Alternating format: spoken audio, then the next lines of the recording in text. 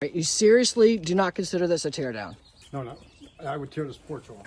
Okay, the porch should be And gone. this foundation, I would get this out of here. Absolutely. Okay. Right away driveway here with a more modest home as you're driving right by to get to it. I'm just not feeling the city crowd for this one. No septic. I think this is easy to turn around. Yep. Okay. All right, let me see the inside of this. It just gets better. This gets better? All right. I'm trying to feel it here. All right, let me check out this bathroom. Okay. All right. Okay. No stairs, but full basement.